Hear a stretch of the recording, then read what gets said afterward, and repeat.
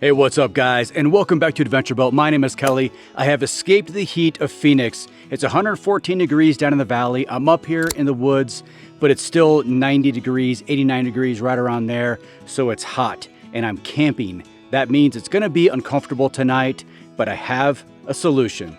Stay tuned.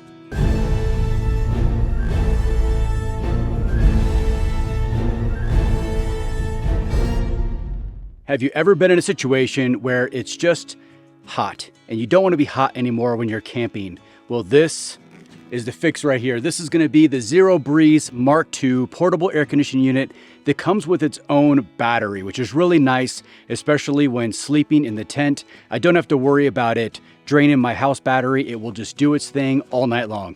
On the front of the battery pack itself, it's got USB, USB-C, and here's the DC input. Also the power button, you just press and hold and it will kind of tell you exactly what the charge is at. If it's low, the one light will come down all the way down to only having one LED light showing, which means the battery is nearly dead. To install, all we do is press on and click on. Now, even with the battery pack on here, it only weighs about 16.5 pounds. It is not crazy heavy. It does have some weight to it, so just be careful taking it up into a rooftop tent. Now, there's a little bit more assembly I have to do. I have to add a couple hoses to the back. It is the outlet, inlet and outlet for the actual condenser and the insides, the cooling unit itself. And this little port here just clicks right on with the push of a button, easy on, easy off.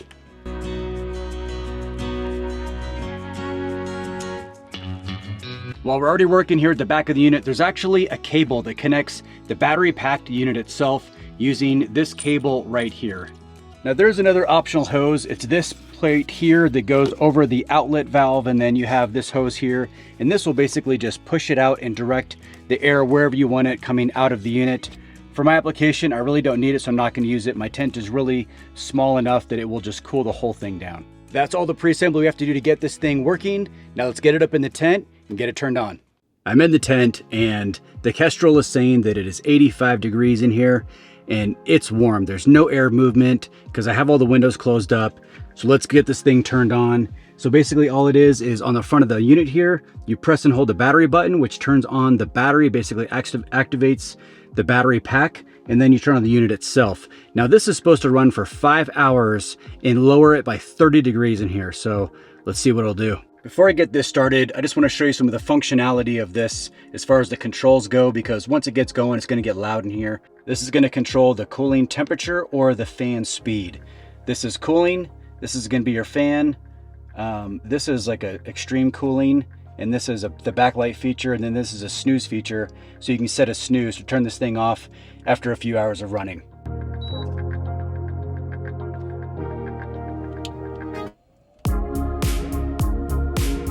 You can see on the front of the unit here, it might be a little loud, but it says it's 74, 73 degrees. That's the temperature reading out of the fan itself, right where the gauge is at. So that's the temperature reading. The temperature is already lowering coming out of the fan. And I don't know what it sounds like to you guys with the microphone, but it is really not that loud in here. Let me show you guys really quick how I routed the ports out. Basically all I did was I just zipped them into the tent. I zipped it into the mesh and then zipped it into the big canvas door opening itself. It just locks those ports in where they're at, and they're just exhaling all that exhaust out of the tent and not anywhere near where I'm sleeping. So I just kicked the air conditioning fan up higher so that it actually blows out a little bit harder. I don't want to waste all the energy on it, so I'm trying to make this last. So I'm gonna set it on 3 and just kind of see how fast it cools this area down. This says it should last for 5 hours. Obviously I'm sure that's on the low setting, so we'll see what it does on kind of a 3/4 setting to have it on now. This thing works amazing. It's been officially 10 minutes right now, and it's lowered the temperature to 68 degrees according to my Kestrel here, which is very, very accurate. So, and it feels really nice in here. But I will say though that this says it's blowing out 54 degrees. So obviously the further away from the air conditioner you go, the warmer it kind of is, just because it's just canvas. It's not holding that cool air in. It's escaping out of every crevice possible.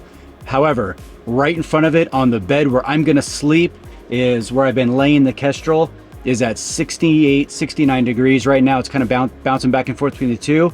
So that's gonna be amazing. I ran the Zero Breeze for 15 minutes in the rooftop tent, and it actually lowered it by 9-10 degrees, which is really nice. More importantly, it just felt cooler. There was cool air moving through the tent. It didn't feel stale and just hot.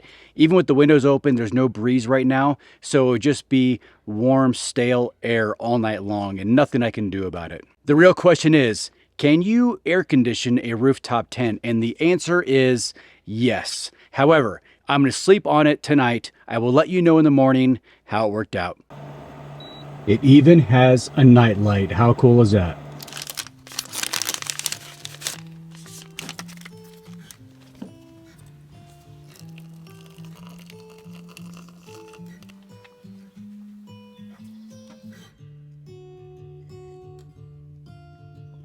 That's some good coffee.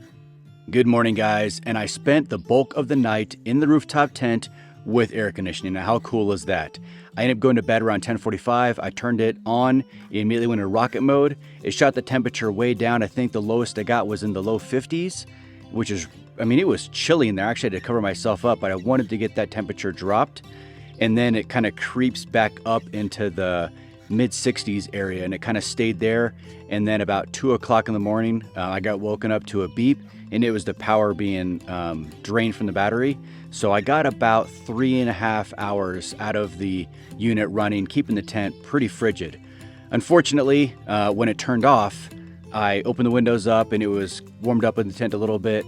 And then in the morning, the sun came up before I got up and the tent got really hot. So I kind of wish I had maybe another hour left in the battery to be able to run that first thing in the morning so I could sleep in a little bit. But yeah, that's just me being lazy. So what are my overall thoughts on the Zero Breeze? I think it's a really cool unit.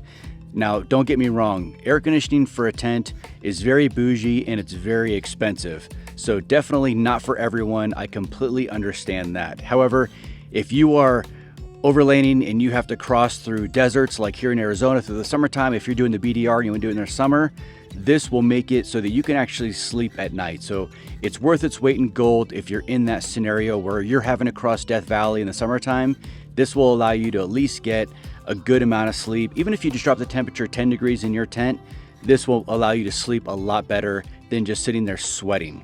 So again, it's not all rainbows with this thing. There are a couple drawbacks that I see. One is its size. It absorbs a lot of space, floor space, in the rooftop tent. I slept long ways in the tent, kind of at an angle so I could keep my upper body where the AC was coming out and my legs next to it. And every time I rolled over, I was kneeing the thing all night long. So if you have 2 people in your rooftop tent, it may not work. It would be a tight squeeze having 2 people in there with that absorbing as much room as it does at the foot of the tent by the door.